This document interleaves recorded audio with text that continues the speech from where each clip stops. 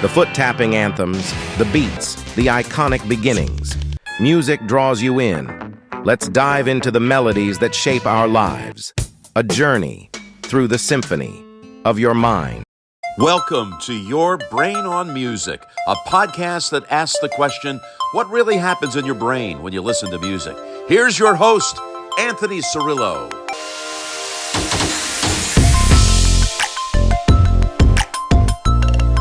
Thank you, Jim Nance, for that wonderful introduction, and thank you, everybody, for listening and in some cases viewing the podcast Your Brain on Music, where every week we take a look at what really happens in your brain when music is played.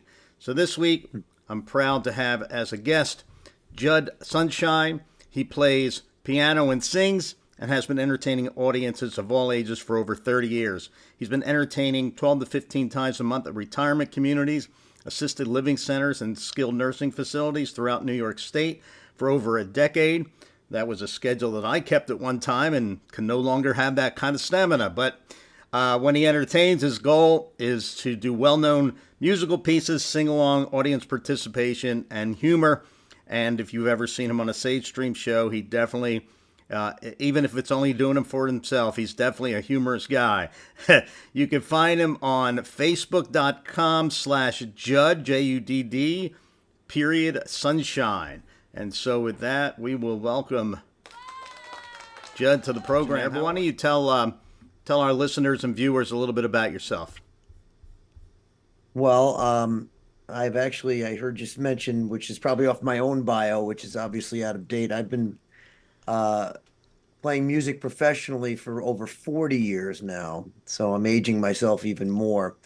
It's really the only job I've ever had as an adult, really since I took a leave of absence from college back in 1977.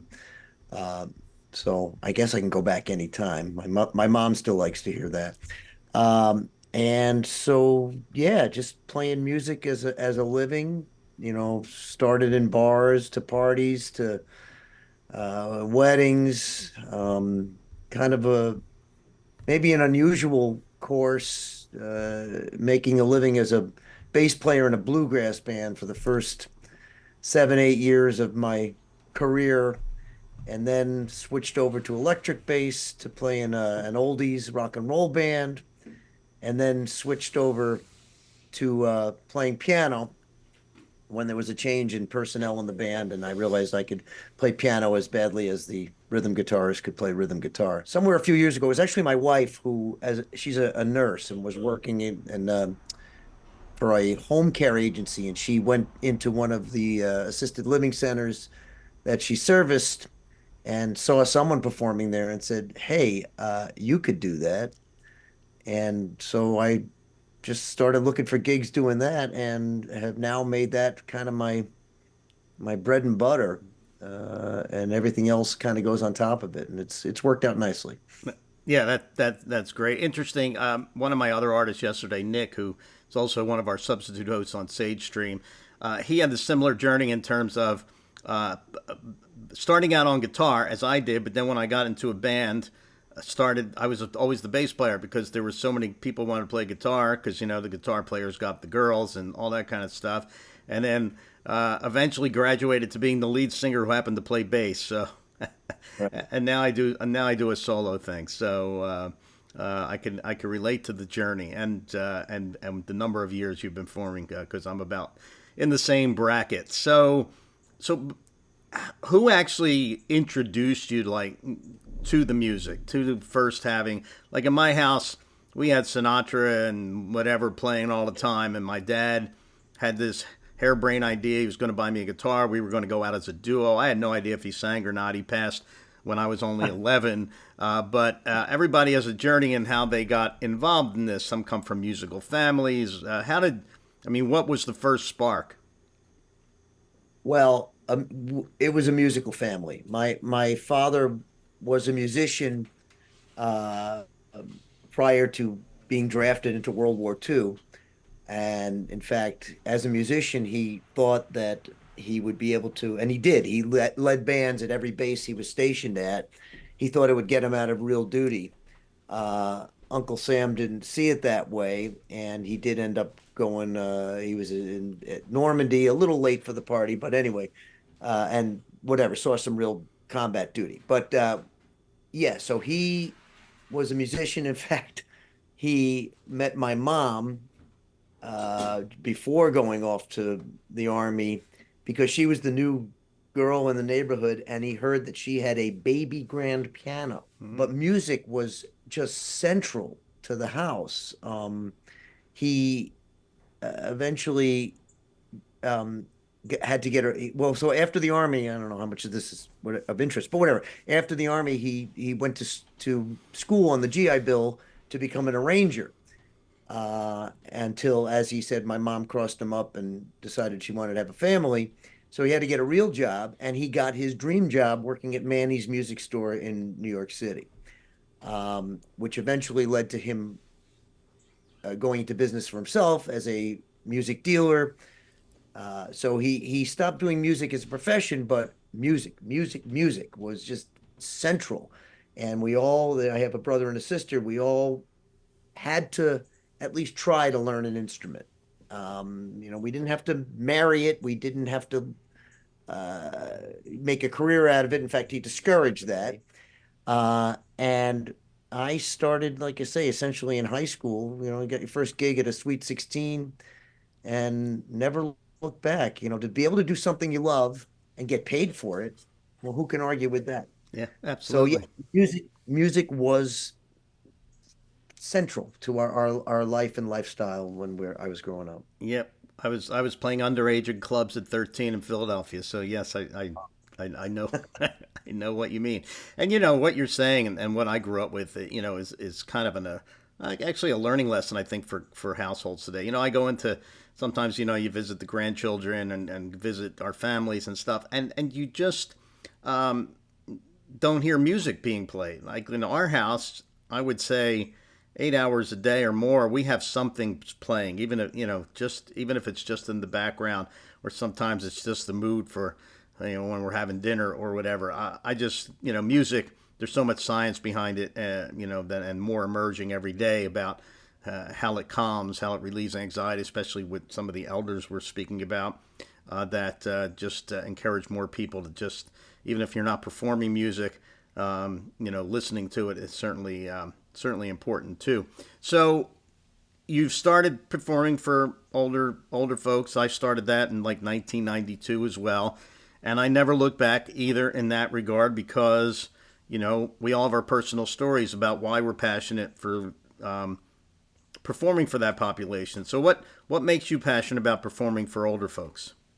Well, I mean, the response, I guess, is the first thing that comes to mind. I mean, with a good crowd, and even when I say a good crowd, I mean give me a room full of independent seniors who can enjoy my show.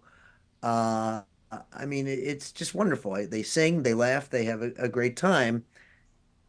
But at another level, when you get into the more needy ends of that population, it's amazing to see in what we see in a skilled setting, let's say, where they may be sitting there and you don't even know if they're conscious, but I can also see music cutting through.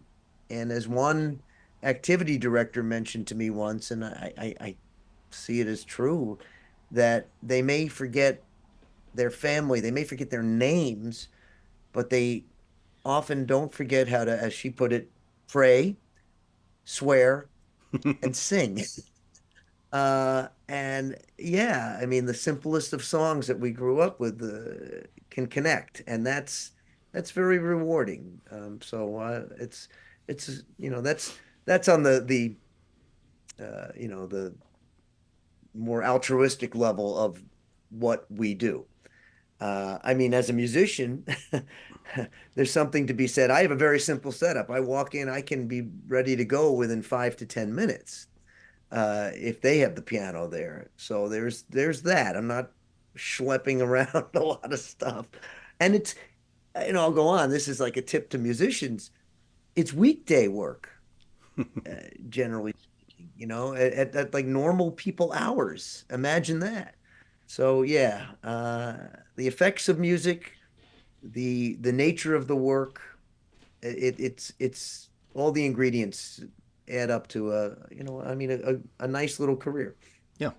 So, if you have one, do you have a personal story of how music has affected a person who you have entertained? I've had an activity director come up to me and say, "Oh, wonderful show," which is always nice to hear, and especially for Charlie or Agnes over there who hasn't smiled or, I mean, I hear this more than once, and on a personal level, I remember, as my dad aged and he was he suffered from dementia. Mm-hmm. Uh, he I could still sit at the piano with him, and he could tap out a tune. Or there's videos. My daughter's a drummer, and she got him to keep swinging. I mean, he was that kind of. So yeah, it cuts through. And I've seen it personally. Again, whether to be specific or not, I can't think of any one incident, but it's more often, and it happens. Yeah, it's the feeling. Real. Yeah. Yeah. So, all right, let's move on to kind of the second segment that we do with our artists. So the original premise of our show, which we're still going to try to follow, is to pick an iconic song every week and dissect it. And the intent was to get a neuroscientist on board and a musician and hit it from both ends. What happens in your brain, and then the musician, what's happening in the song, that kind of thing. But I modified that question for our Sage Stream artists to basically say, what is your iconic song choice? And you might have several. The song that if something you're doing something in the middle of the day and you hear those first three chords of something, or somebody's singing a certain whatever it is. Do you have a certain song or songs that kind of stop you in your tracks, bring back reminiscing memories that are associated with things in your life? Most of my listening is to older music. I will tune into certain stations on Sirius Radio just to train my ears to not just be stuck into the same stuff I listen to. But yeah, I can't think of a specific. And again, I keep going to a personal level where I think of my dad, where he had his sort of signature song. When he would sit at the piano, the first thing he'd bang out was Pennies from Heaven. And to this day, if I'm playing it or I'm hearing it, it's like that, it brings it back. But how it triggers a memory. I mean, it's I guess it's universal. You're telling me there's science to this. I shouldn't be surprised. But and you actually circled back and sort of answered the question at the end with one example. You hear Pennies from Heaven, you think of your dad. So yeah. That's the click there, sure. Absolutely. And now this message. Introducing Sage Stream, a dynamic platform offering live, interactive, real-time music video streaming tailored for older adults. Here's how we elevate the experience. Enjoy a rich variety of live performances, complemented by rebroadcasts and a comprehensive archive of past shows. Access over 100 top artists from around the world, including sought-after talents like Ben Morrow, guitarist for icons like Cher and Lionel Richie. Explore a wide range of musical genres such as jazz, rock, blues, classical, standards, opera, and beyond. Engage directly with artists through song requests and personalized acknowledgments, fostering connections through chat and text interaction. No hardware necessary. Simply sign in with a username and password from any device or smart TV, ensuring hassle-free accessibility. Keep your loved ones connected and engaged, combating isolation and fostering a sense of community. Elevate their quality of life with exciting and uplifting musical experiences that bring joy. Senior living providers offering Sage Stream provide many benefits. According to a University of Michigan study, 4 in 5 older adults watch musical performances on the internet. They report stress relief, relaxation, joy, improved mental health, memory stimulation, and enhanced motivation and energy. Sage Stream saves planning time. It is a powerful sales tool and boosts Net Promoter Scores. Having Sage Stream readily available proves invaluable in various scenarios, such as when entertainers cancel, during health emergencies, and for filling challenging time slots. Sage Stream, where music meets connection, enhancing lives one tune at a time. All right, so our third part of this I call the lightning round. I sort of borrowed it from Stephen Colbert. He does this Colbert questionnaire when he brings on a guest and he asks them 6 questions. I have more than 6, but I'm a board member of the Institute for Music and Neurologic Function, which was co-founded by Oliver Sacks and Connie Tomaino. And Oliver's no longer with us, but Connie is, and she wrote a book called Music Has Power.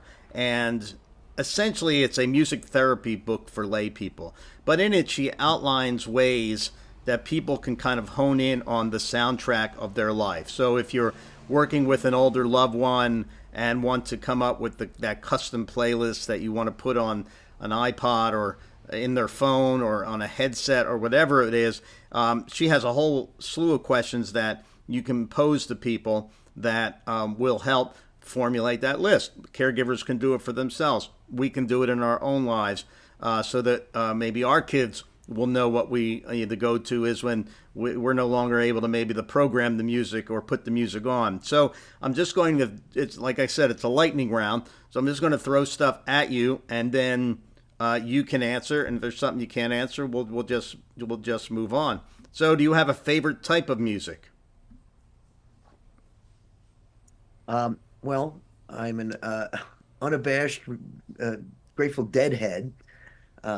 Besides, going back to the Beatles and things like that. But yeah, I'm as an old guy myself. I hark back to the music I loved as a teenager. I'm still stuck there. As we all are. Yeah. So is it Jimmy Hart, Grateful Dead? Drummer is a very great supporter. Mickey Hart, that's right, Mickey Hart. Great supporter of the Institute for Music and Neurologic Function. In fact, I visited the Institute last week, and somebody showed me a drum head that he has made art into, and we'll auction that off at our gala in November. So you kind of alluded to this. What you listened to when you were young? You kind of alluded to your favorite singer or band. So Grateful Dead for sure, the number one. I guess if I have to put number one, I put number one. For in certain eras, Yes, there were that kind of group. Okay, so yeah. So what other groups? Well, as I mentioned, the Beatles will never leave me, nor will they leave the planet for that matter. I also have a great love for jazz, of jazz standards, what they now call the Great American Songbook. But again, you keep going back to my dad. I mean, he taught me about Benny Goodman and Duke Ellington and Charlie Parker, and that also led to when I was in the bluegrass band. I had one of the members introduce me to Western swing, and I mean, so I'll harken back to anything that swings. That's a generic answer, but it's got to swing to me, I guess. Yeah, absolutely. And you keep reiterating how what an influence your dad was, and it's again same here with just the fact my parents always had music on, and my mother was a ballroom dancer, and she was really good at it, and so we always always were exposed to it. And I think it's a great lesson for young people today. Expose your children to music. I mean, not just wait till they go to school to get exposed to it. Hopefully they are getting exposed to it. But of course, we don't talk religion, but in this case we talk in terms of, did you sing at church, or are you of a religion denomination that influenced any kind of the music you might do? Froze on me some. Well, being raised Jewish, no, I didn't sing at church.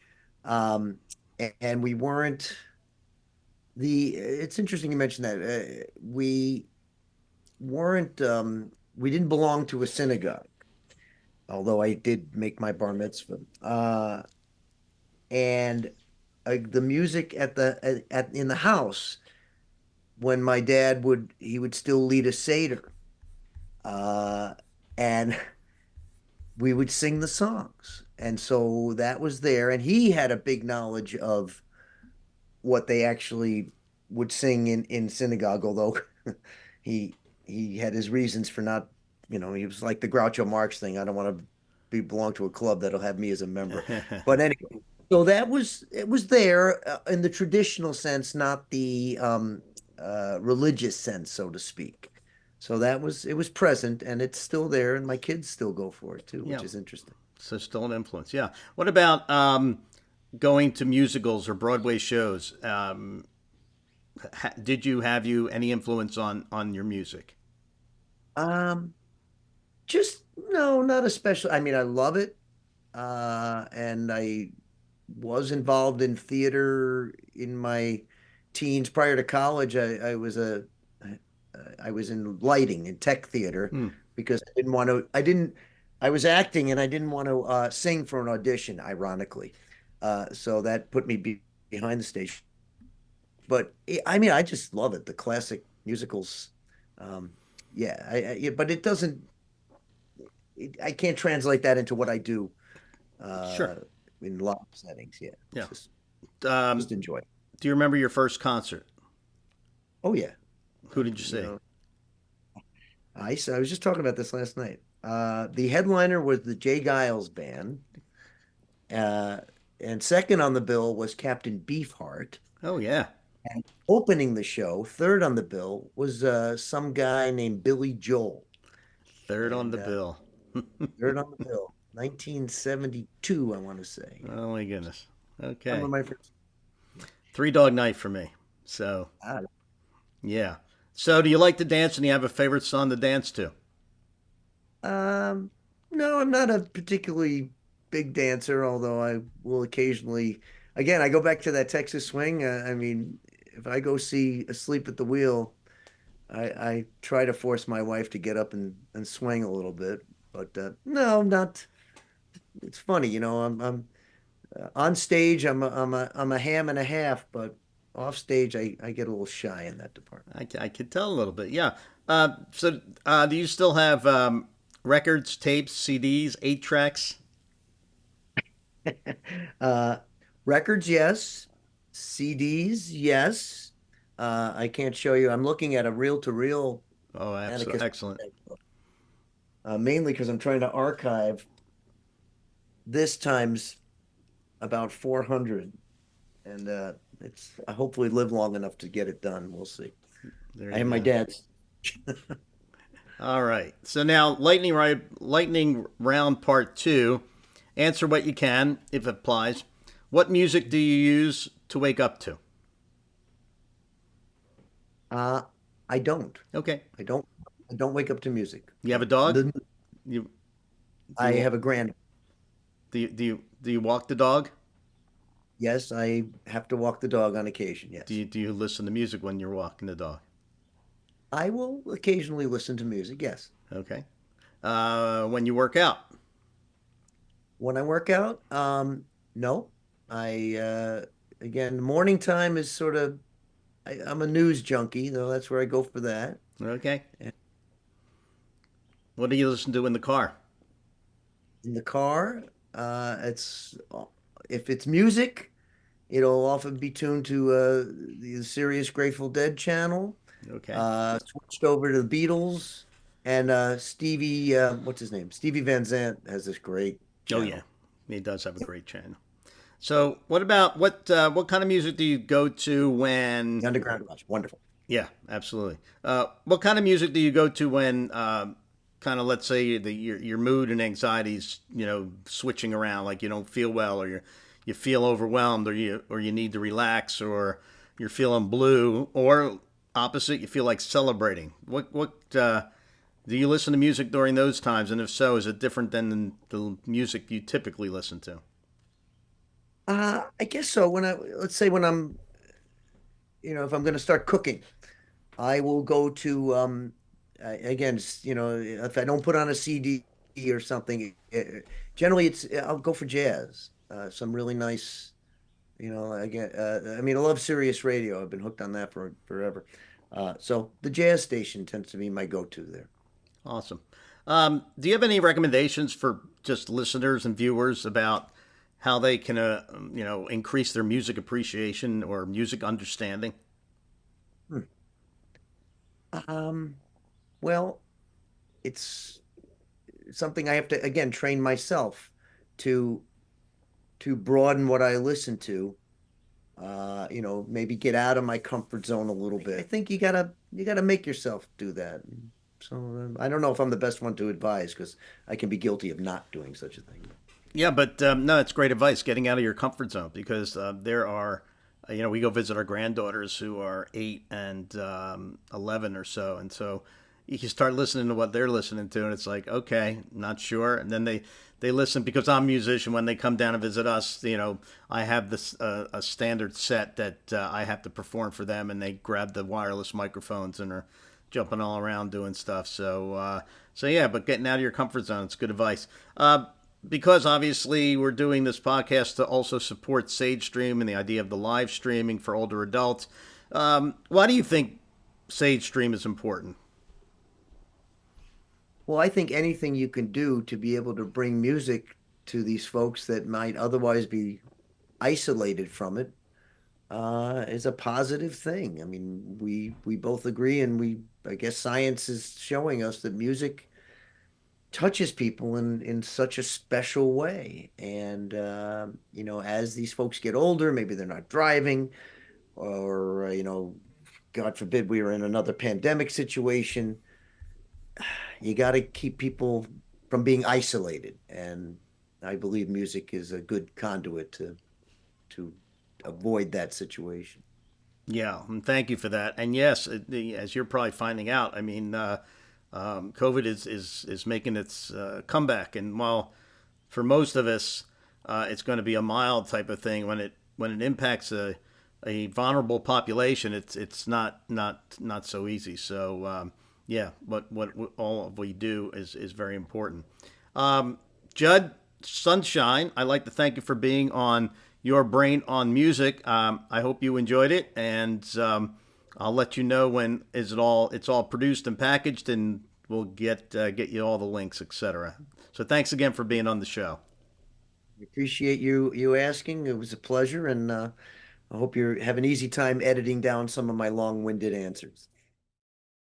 Of course, you heard Judd mention a few times the influence his father had on his career, and we were able to actually resurface a clip from the National Association of Music Merchants in which he relays a story of talking with a friend of his and how music influenced his life and how he was encouraging the friend to use it in his life as well. It's an interesting clip, so we'll let it speak for itself. I used to have a debate with somebody that was on the Board of Education, who happened to be a relative of mine, but that's not. He was on the Board of Education, one of the schools in Long Island, and I used to sit with him, and he used to say how stupid it was to have these kids scratching on violins and how terrible they sound and all this kind of stuff. I said, well, that's the learning process, He says, well, you should go to the gym, and I wrestle with my kids, and we have fun doing that. This whole thing didn't make sense to me. I said, well, playing a musical instrument, you have your whole life. I said, when you wrestle, you can't do that your whole life. So the music will stay with you.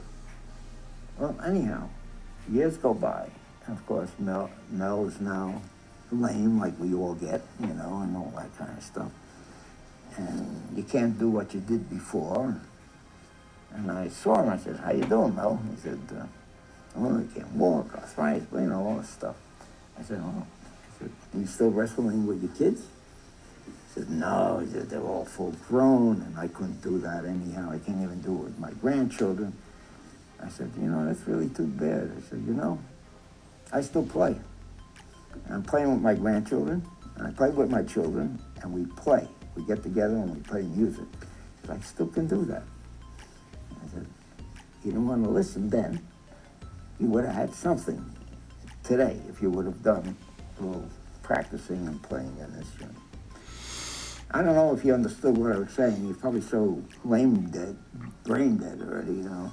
But I mean it. That I've never met anybody that has said to me, that hasn't said to me, I wish I could have played. I started to play and I gave up. And how nice it would be if I could play an instrument today. And I said, I believe everybody should play a kazoo. They should play something. I don't care what it is, but music is, you know, most important. It's soul fulfilling, you know. And that's what I want to say. All right, cut it.